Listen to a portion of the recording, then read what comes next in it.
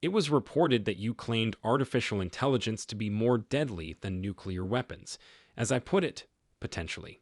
As it continues, you remark that it's similar, like calling forth a demon. In what way can the tension between artificial intelligence, particularly deep learning, which is undoubtedly crucial for self-driving cars, be reconciled or explained? How can you rationalize that? I don't think autonomous vehicles should be a concern because they represent a limited use of AI and are not particularly challenging. It's actually far easy, in my opinion, than people realize to achieve autonomous driving to a level that's far safer than a human. Elon Musk is the Tony Stark of our day, minus the Iron Man costume, to start. Musk concludes that the automobile business, with its storied 100-year history of genuinely needing humans to operate the vehicles, is simply too routine.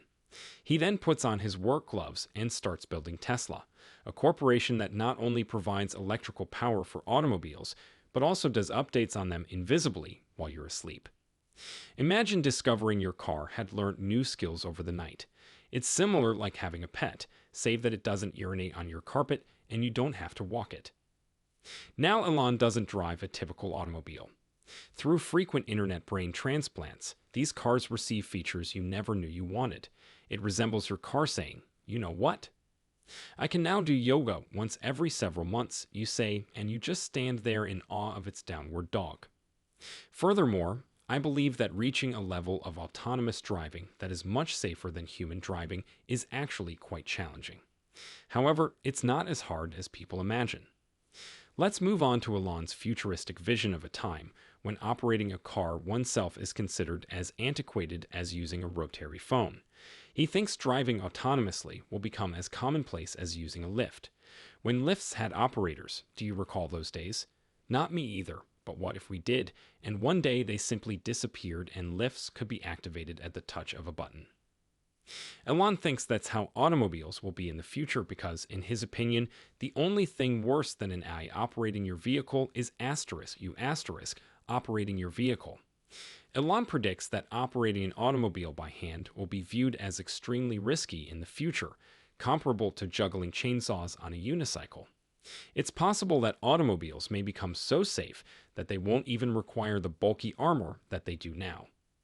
It's akin to claiming that our cars will behave so well in the future that they won't require protective vests when they go grocery shopping. About 100 million cars and trucks can be produced annually. Therefore, assuming the fleet remained the same size, it would take 20 years to replace the fleet if all cars were autonomous tomorrow. It might be smaller if everything is autonomous, but that would still take a good 15 years or more.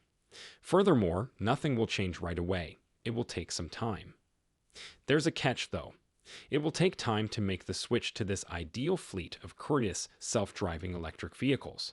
Musk projects that it may take 15 to 20 years to replace all of the more than 2 billion legacy cars that are now on the road with autonomous versions. It's like trying to replace every horse at the turn of the 20th century with a motor, only with more software upgrades and fewer bundles of hay. You can continuously upload new software once you have the hardware foundation, the sensor and compute foundation, at least with the Tesla since it is constantly connected. You will therefore see that the features on your car are getting better with time. We now have active cruise control, which tracks the vehicle in front of you by combining radar and cameras. In order to predict when the automobile ahead is slowing down, it also looks at brake lights. Even with the existing hardware package, it will essentially get smarter and smarter. Elon Musk talks about automobiles that are smarter than the average bear, or smartphone, for that matter, in his mission to make our banal driving experiences a sci-fi reality.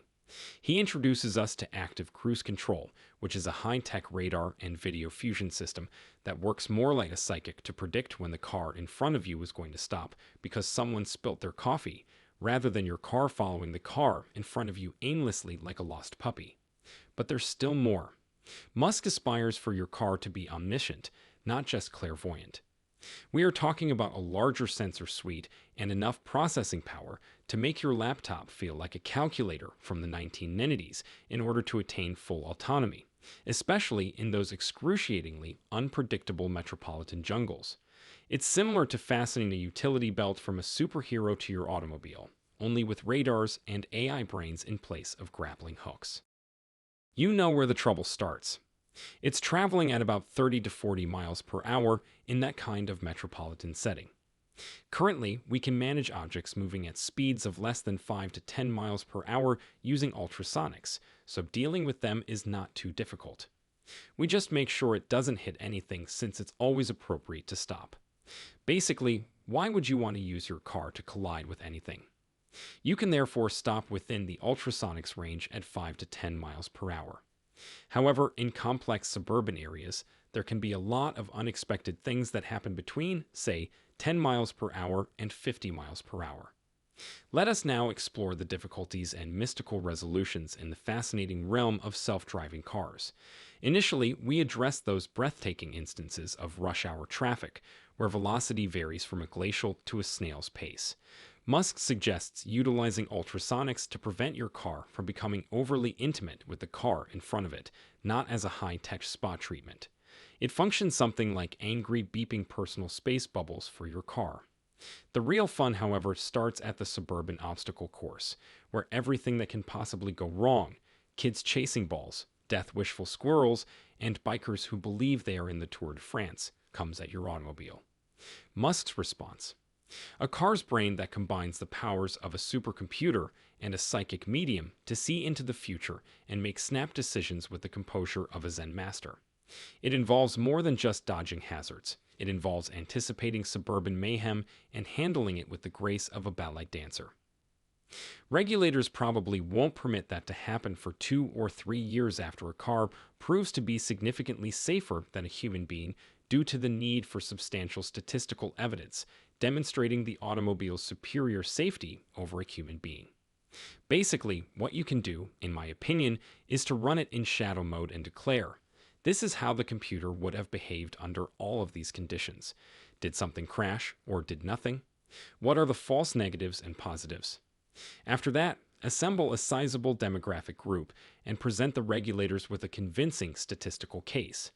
They will then consider that, watch it for a while, and determine whether or not they agree with it. Given the overwhelming weight of the evidence, I believe they will. Imagine this. Government rules are Elon Musk's worst enemy as he relentlessly pursues his vision of a utopian future in which automobiles drive themselves and people are free to quarrel over aux cords. But it's not only about capes and supervillains. It's also about persuading the authorities with the allure of hard, cold statistics. Musk's scheme: use self-driving cars in shadow mode, which is essentially just the vehicles feigning to drive themselves in order to gather data. This may sound like a covert espionage operation, gathering all the facts required to convince authorities that, indeed, these robotic chauffeurs are significantly safer than humans, who get sidetracked by anything from billboards to butterflies, is like having a ghost driver who's exceptionally good at avoiding crashes. There is a case to be made for exercising extreme caution and ensuring everything is in order before making any changes in the area of public safety. It isn't true, in my opinion, that authorities are refusing to approve of a fully autonomous system that has the potential to replace people. However, that will change in a few years. This is where the heat is added. Musk and Tesla steer clear of hurried legislation that would impede the promising future of autonomous driving as they negotiate the perilous waters of innovation. It would be like saying to your friend who is too careful, maybe you should go for a walk without wearing a helmet and elbow pads. Although self-driving technology isn't yet ready to eliminate humanity, Tesla is setting up a software storm by making significant investments in the kind of engineering magic that can enhance your car while you're asleep. We're talking about transforming your vehicle into a stylish autonomous robot that can learn new skills and level up like a character in a video game. This is the kind of car I would want to own, wouldn't you? Doesn't it make you feel optimistic about Tesla? Would you consider making an investment in Tesla? But who else is as optimistic about Tesla as you are? That would be Seeking Alpha, today's sponsor. It's not enough to merely watch Tesla's phenomenal rise from the sidelines. Seeking Alpha is the one-stop shop for Tesla bulls and investors who have an eye for the next big stock market find. It provides the most recent information on Elon Musk, Tesla innovation, and stock price targets.